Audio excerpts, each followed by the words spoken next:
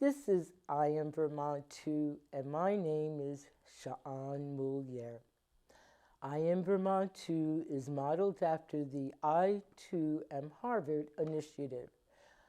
The I Am Vermont 2 photo story project shines a light on the diversity of identities and experiences of Black and Indigenous people of color all across the state of Vermont. The I Am Vermont 2 project is a medium for BIPOC to tell our stories and convey how racism has had a significant impact in our lives.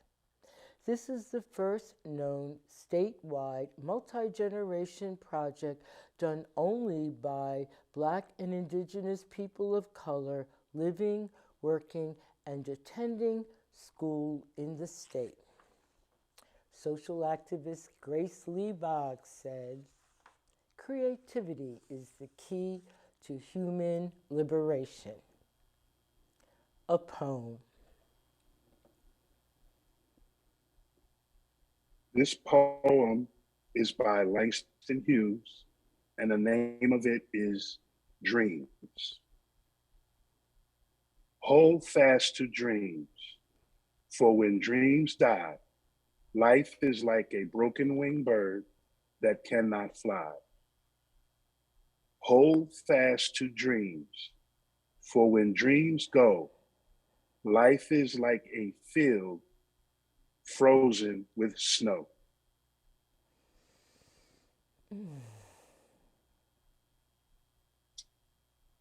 Thank you. My guest today is Shawn Pratt. It is an honor and a privilege to welcome you to the program. Thank you for providing that Langston Hughes poem, and thank you for being here. Before you tell our viewers about yourself, can you share what it was like to be asked to be a guest on today's program? Um, when I was asked to be a guest on your show, I was very excited. I really wanted to do this, and I wanted to let people know some of the things that I'm doing. But I think most of all, I think just being on um, this interview with you, because you're such an iconic person within the state of Vermont. Well, in my eyes. And, I think this is a great place to start at with BIPOC people, people of color, to be able to come on and express how they feel um, about things that's going on in Vermont, in the Northeast. So I was just very excited um, and happy to do it. So I appreciate it. Thank you. I thank you, and I am not only delighted, awed at, since we first met, the things that you've done down in your area. So, let's let our folks know who you are. How do you identify? A little bit about your family. What would you like to share with our viewers about yourself? Um, yeah, yeah. My name is Shawn Pratt. I'm originally from Brooklyn, New York, Coney Island. I grew up in New York City. I have uh, four older sisters and two older brothers. Um, like I said, I grew up in New York City, grew up, around a lot of people that were um, family oriented. My mother was very instrumental in the school systems. She was also a teacher. She was a teacher's aide. She worked with a lot of kids in the community, helped a lot of youth through church. She was on the choir. My father worked in the housing authority. He was a maintenance man for the housing company in New York City. It's called NYCHA Housing, New York City Housing Authority. Um, and growing up was really an experience, because coming up during those times, families were really tight. My sisters and brothers made sure that that I stayed out of trouble, and that just taught me a lot of the things. I also lived across the street from the beach, so that was an exciting thing to go to be able to go on the beach and do different things. But yeah, living in New York City, living in Coney Island, um, back in the 70s, early 80s, for me was a really good experience, because I got to really be around a lot of family members and cousins and uncles and aunts. So, I had a fun time coming up. And of course, there was that famous amusement park that I, as a kid, it was accessible. It was just for us, 15 cent, 30 cents round trip token away. Can you tell us a little bit about your passions, your interests? What do you get your joy from? For me, I really get my joy from, um, helping other people, helping, um, Black men of color, and any man for that matter. I want to be able to help them see their, how can I say, um, I want them to be able to see their potential and what they can do in life. Um, like myself, growing up in New York City, although I had a good family unit, it was a lot of different challenges, that we had to face coming up, living in New York City. Some of those were like police brutality, um, all kind of things that would, associate with a big city. I lived in a predominantly Black, African American area, where there was, a lot of violence.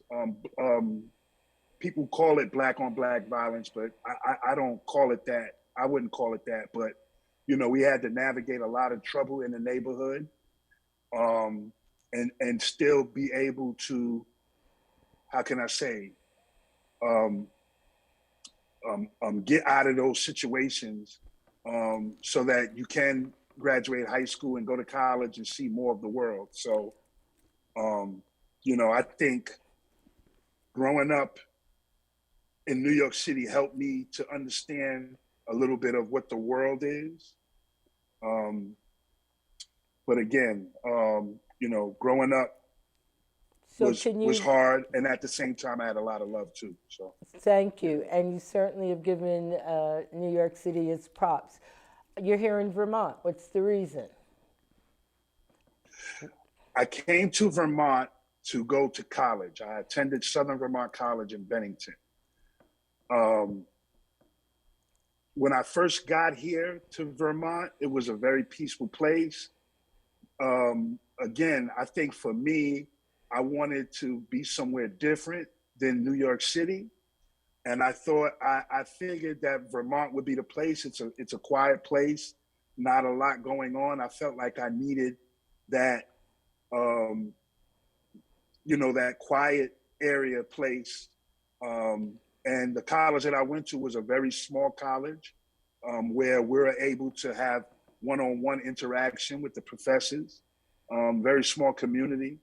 So, it was, it was, at first it was a little bit different, but then I got really used to it and then became to love it because of the nature, the trees, and, I was able to see a lot of the things, here upstate than I wasn't able to see in New York City when it comes to the scenery and the way people were.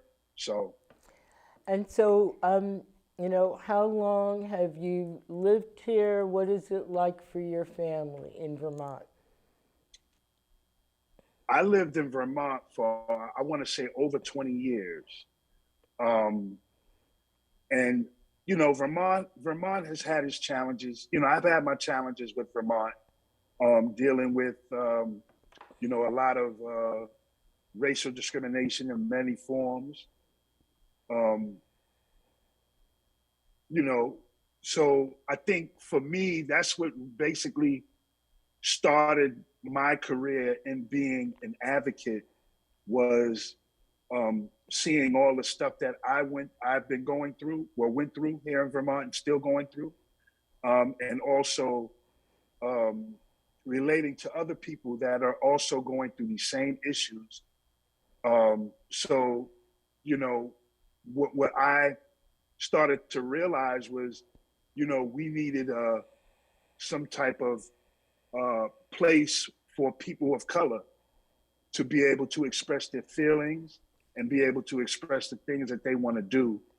Um, but I think, like I said, Vermont has its challenges in terms of, the racial aspect.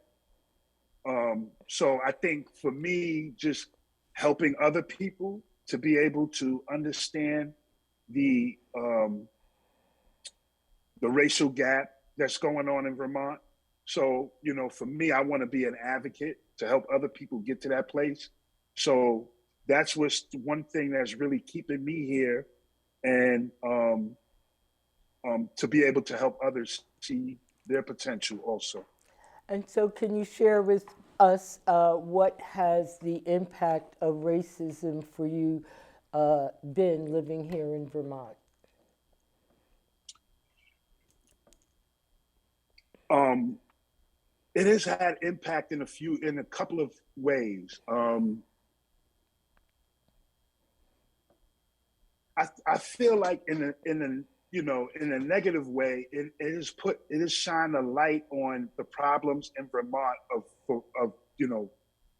when we talk about race. um it has helped me to understand that Vermont needs people like myself to be able to help them see um the real the way Black people are. You know, Vermont is a predominantly white state, so I think you know quite naturally they're not going to know a lot of the things or understand a lot of the cultures that Black people or people of color go through. So I think for me, the challenging part for me, but also um, you know, a way that I can help bring Vermonters is showing them and telling them about different cultures of Blackness, and giving them positive images of Black people and the stuff, and some of the things that they do. Excuse me, which would benefit not only people of color but the rest of Vermont. Um, I just feel like I can be a bridge um, to that, to a lot of people in Vermont to say, look, you know, Vermont, as we all know, Vermont needs to be more diverse. And I feel like, they're doing some things, but we can do a lot more. But I think, you know, like I said, I look up to the people that's been here before me. Yourself, Shawn, um, Curtis Reed, a lot of the elders that I really respect so much, and really have, watched what you guys have done, to really, because you guys give me the confidence to be able to have that, um, how can I say, confidence in saying and being like, okay, I want to start my own business. I want to do these things. So I think, um, for me, I think the most important thing is to let Vermonters know that Black culture um, is not a culture to be afraid of, but just, you know something that can help Vermont move ahead, move forward. Thank you. And so we talk about microaggressions, and if you could briefly describe, and if you want to use the one that, you know, in your portrait, but if you could just briefly describe the microaggression. Um, I, a lot of the microaggressions that I've encountered have been things like, you know, are you staying out of trouble? Um, you know, you back in the So at day that would, you know, time, they would, Shawn, yeah. thank you. So at that time, how did you feel when you heard that? At the time, I didn't realize it was a microaggression, but deep inside my heart, I felt that it was not a it didn't feel good. It didn't feel very positive to me. Um, so I think for me that has been the problem, is trying to be able to identify a lot of the microaggressions, which I know now, I know what it looked like, but before, back then, you know, when I didn't have the education about knowing what microaggressions were, I was just, you know, I would hear it, and then it wouldn't make me feel good, but it was said in such a way where I should have felt positive as the person is telling me. But no, it didn't feel good at all. It didn't feel positive, and I felt like an outsider. And so at that time, what did you need? What I needed was someone to tell me that I wasn't seeing things that, you know, because a lot of times living in Vermont, when you bring up racism or race, they would tell you, nah, you know, um, I'm not racist, and all colors are the same. And that's actually one of the microaggressions that I really picked up on quick was, you know, all colors, you know, we see all colors. So for me, I really started to realize, okay, you see all colors, but you don't see my color, right? And when I tell you that these things are happening, you tell me you don't see racism, as if, you know, I'm just exaggerating, you know, what I'm saying and how I'm feeling. But this is in fact how I'm feeling. And I think, and still sometimes to this day, a lot of people say it, and you know, it doesn't really feel real good. And I'm a person that will tell a person, look, you know, that's not good to say. So with that, now I'm being put in a position where I have to say something um, that would make me feel uncomfortable, and even that would make me feel uncomfortable because I'm like, wow, I gotta go tell this person that they just, you know, did a microaggression on me, you know, without even them knowing what they did, or maybe they do know, but it's kind of like trauma having to go through that. You know what I mean? To feel like that. So Exactly. So what barriers do you think you have put up because of microaggressions? the barriers I put up are like things like, you know, you hold it in, you hold in what you're saying when you really want to get it out. Um, you know, you avoid people, you avoid certain people, you avoid having a conversation with them. So if you're doing all those things, then you're not verbalizing. So you're not verbalizing how you really feel. You're not expressing how you really feel, but instead you're going on in this world that only you see, only that I see, and no one else sees. And it makes me feel like I'm in a box by myself. And I think that's the one thing that all of us, as you know, Black people, people of color, you know, we feel it. We feel like we're in this box, and that we're all alone, right? We're going through these issues by ourselves, all alone, even though we feel like it's a group of people, all of us. But I think for that, those are the things that I go through. Um, when you talk about the barriers and things like that. So And, what do you think the community could do where your life, your humanity is visible, as you were saying earlier, that you don't feel that you're being seen? One where your experiences are validated and, your contributions to the community are valued. um, you know, my I would really want them to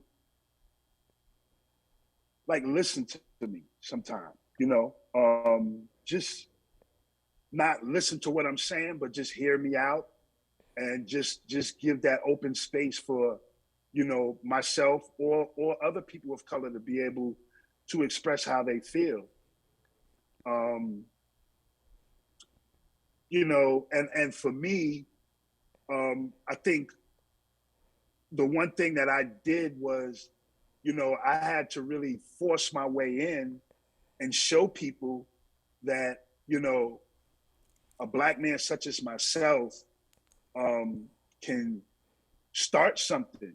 Um, you know, the team that I have is called the Bennington Martins. It's a professional team, um, and I felt that there was a need for um, black males in general, and people of color to be able to come to this space and improve themselves, not only through basketball, but through interaction with each other, um, you know, problem solving, because basketball is also a part of problem solving. And basketball is also a place where um, you can learn different skills and things. So it's for me, it's a mentorship thing, and also it helps my confidence also to know that I can have this, and I'm able to help other people, and they're able to help me also. The guys that I'm with, the guys that are on the team, that are going through this, they're guys that I'm close to, close with their families. Um, they're close with my family.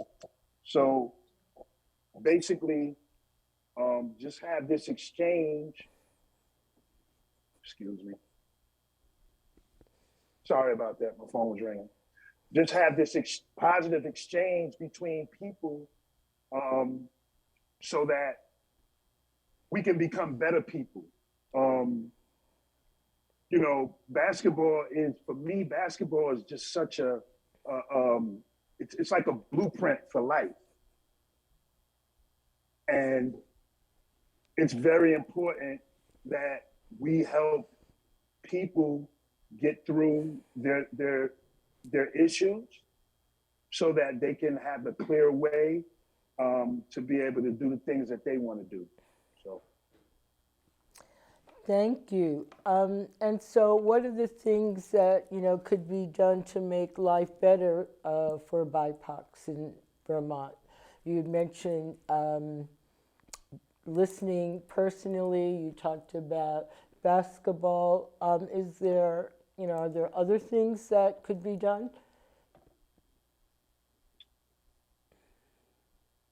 yeah, I think there's enough smart people in enough smart people in Vermont to really understand that, you know, black people are not just a one trick image, you know. So I think, um, like what you're doing right now with this show, we're able to get on here and talk. I think we need more of those. We need more people out doing different things like this with media, having more panel discussions, um, and really bringing in allies that would understand some of the things that we're going through as people of color, so that, you know, once we get those people in, then we can start to build something positive for people of color. And, you know, again, I just feel like we need to continue to talk to um,